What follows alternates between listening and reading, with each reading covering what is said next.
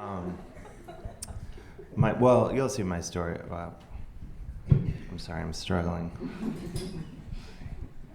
Okay, that's better, right? You'll edit this part out, Kevin.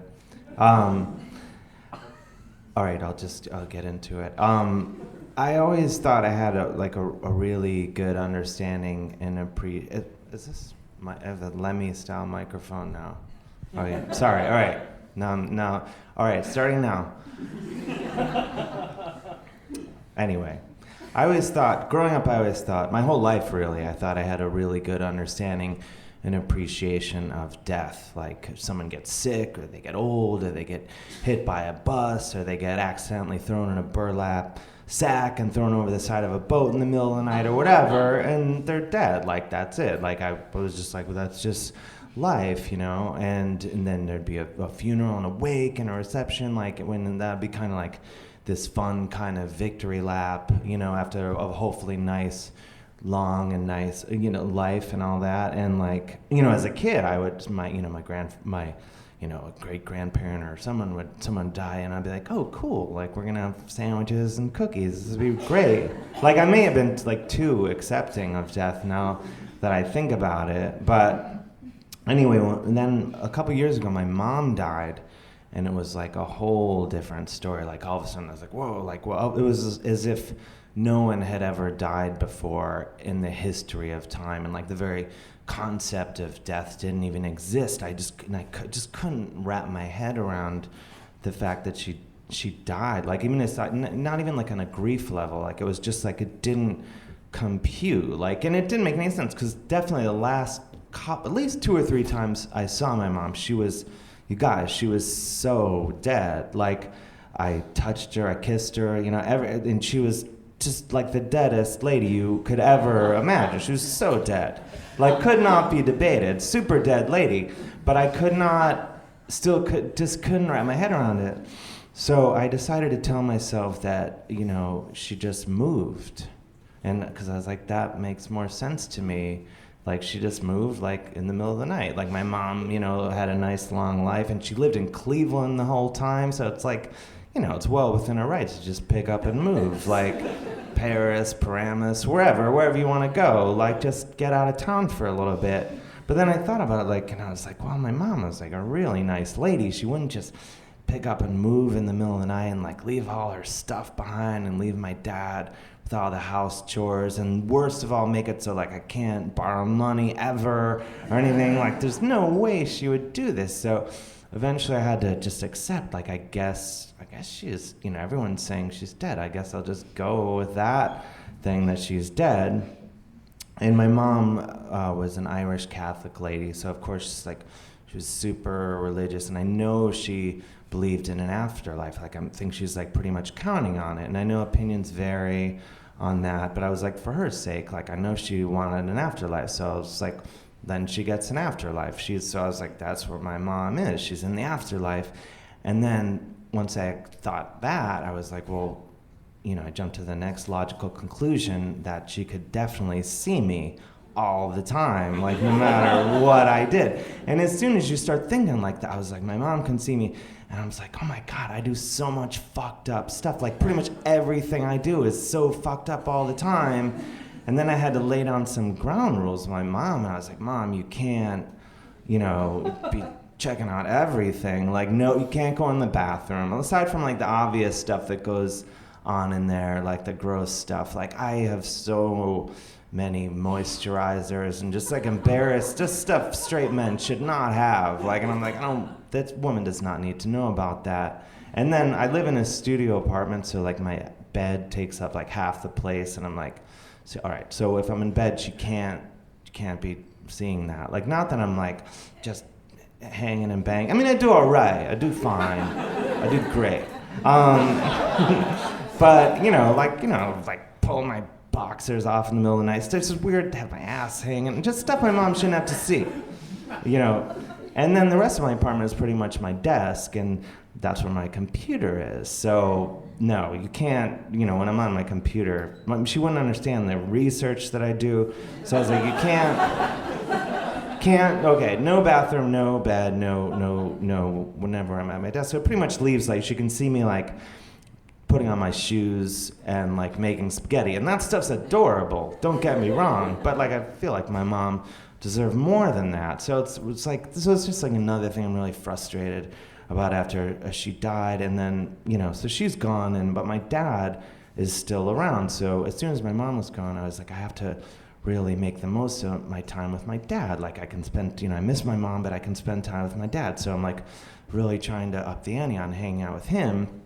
And so, we usually just hang out and drink coffee of various strengths and things and chat, and then we'll go out to eat. And, like, when my mom was alive, it'd always be like, she wouldn't want to go out to eat. She'd be like, let's just stay home, we'll boil something. But my dad, like, I can just be like, let's go out to eat, and be like, yeah, fuck yeah. He doesn't swear, he's a gentleman. But anyway, so we would go out, and my whole life, when we would go out to eat, like, it would never be, like, never being concerned that I would actually pay for any of it. But somewhere along the line, as soon as my mom got sick with cancer a couple of years ago, right around then, we would go out to eat. And, like, in my 20s, I started to do where you, like, reach for your wallet. Like, right, like, when my dad would be like, well, that's adorable, like, might actually, like, I knew I had no money, but it would be like, oh, it's sweet that you pretended, and, but then I remember we were out to dinner, and the check came, and I'm just sort of like, do that thing, Dad, so I took my wallet out just to see what would happen, and I set it down on the table, and I was like, what's going on? And I'm waiting for him to just like, oh, no, I got this one. And he didn't. And just to test him, I was like, let me get this one. And he's like, oh, okay. And I'm like, who the fuck is this guy?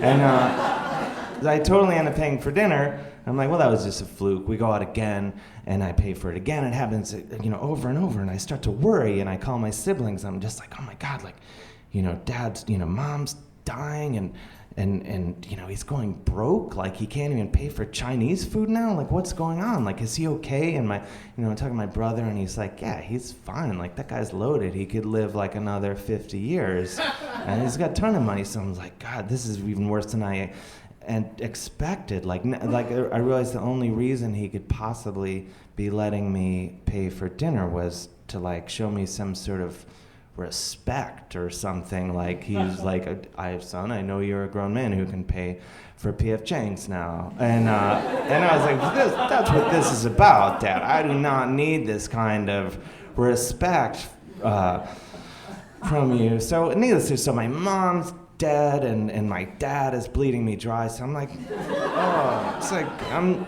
getting, like, really depressed. And I was trying everything. It's like drinking a lot, prescriptions, therapy, everything. And the one thing that worked was running. And it's the most embarrassing. It's the worst. I hate run. It's the fucking worst. Does anyone run here? No, it's horrible, right? I mean, everything. I hate the time that it takes. I hate the outfits. I hate the running part is the worst. Where you actually, that's so bad. And even worse is, like, the other runners when you're running along and they see you from far away and they're like, hey, we're both running. I'm like, fuck you. Like, I'm miserable. I don't want to connect with you. So anyway, shortly after my mom died, I'm, like, out running in Cleveland, where I'm from, and thank you. And it's freezing out, and I was, like, running so far, and, like, it's getting, like, and it's the dead of winter, and I start to think, like, oh, I can't feel my penis anymore. Like, I think I might be getting, like, my testicles had jumped up into my body, like, long ago, during the run, and but, like, I was like, oh man. Like, my penis is just this little nub, a cashew-like nub, just frozen. I was like, I think I might get frostbite in my penis. I don't want this to happen, I start to panic, and I'm too far from home to just turn it around. So I start, like, fluffing myself, as I'm running. And then I start to think, like, who can see me, like, right now? Like, what's going on? Like people, I'm assuming people are, like, looking out their front window or, like, cars. So I come up with this, like, mathematical equation, like how many, every 30 seconds or so I can really try to revive my genitals. And, I'm like, this is about survival. And so I didn't want anyone to really see that I was basically masturbating running down a main road in Cleveland. But then it occurred to me, like, the one person that could see all of it was my mother. And I was like, oh, fuck, Mom, you have a tough choice to make right now. Because, like, whether you want, your son to be masturbating publicly on the streets of your hometown, or you want me to, like, have it be awkward every time I go in the showers for the rest of my life, or whatever. So I'm like, Mom, you gotta let me have this one. I'd like to think she said yes. But anyways, aside from all that,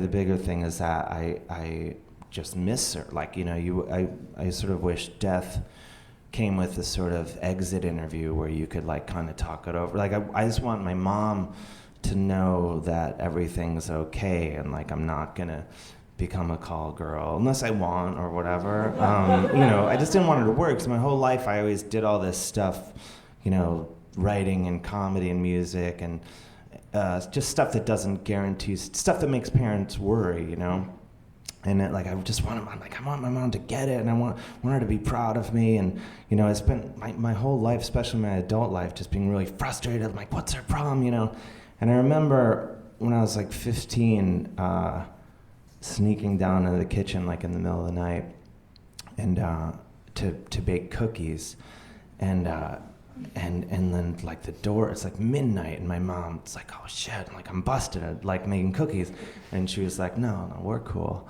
and she was just like, basically, you give me some cookies and I won't tell anyone else in the house there's cookies. So I'm like, all right, shut the fucking door. I could swear in front of her, and so we're sitting down and we're chatting, just, mostly cookie talk, like how good they are, like, right when they're out of the oven, and how good they are, or like after a while, like a little burn, not quite cooked, like cookie talk. And as we're talking, like, I realized, I'm like, holy shit, like, this lady isn't just my mom, she's like a person, and like, I think we might even be friends. Like, this is so gross. But like, I realized things would never be the same. Like, we were, we had always been friends. We'd be friends for life. And it was like, kind of a nice realization. But, for a 15-year-old, it's a bit horrifying. And in the last few months of my mom's life, when she was too sick to be at home, she was in the hospital, I would go, I'd bring her like a bag of cookies every day. Do you guys know Tate's cookies? It's the best cookie, if you know them. They're the best.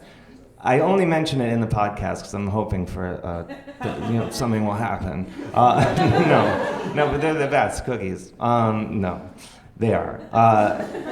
So I'd bring them, and I would just let her eat as many. We'd just eat as many as we could, because I knew no matter how sick she got, as long as she could eat cookies, like, she was still my mom. Like, that's still, even if she can barely talk, as long as she's like throwing down with the cookies, I'm like, that's totally her. So, and the doctors would be like, no, you can, just give her like one cookie a day, that's cool. But I would, I was like, well, the cookie's gonna make her sick? They're gonna kill her? And they'd be like, no, the cancer's got that covered.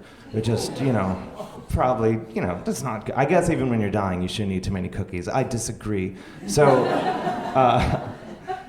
we would just eat as many cookies as we could.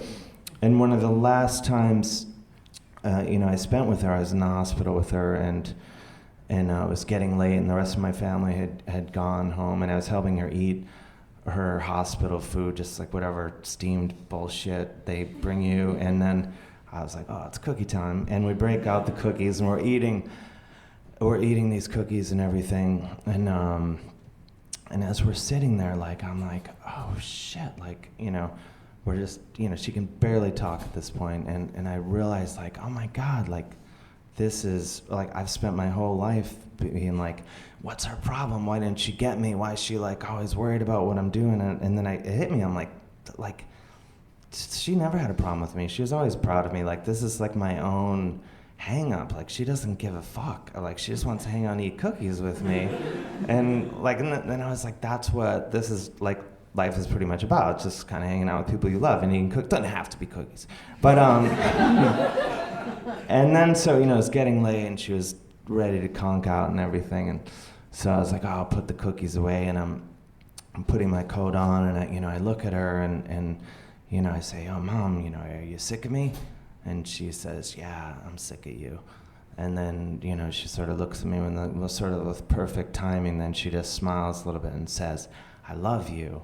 And those ended up, you know, I couldn't have planned this in a million years and or anything like that, but the cookies that night ended up being the last thing she ever ate, and those, you know, those words were the last words she ever said to me. And it just, you know, I realized, like, sometimes in the, you know, in the darkest moment, you can just, you know, bright light will just blind the fuck out of you. So I was like, holy shit. Anyway, call your mother.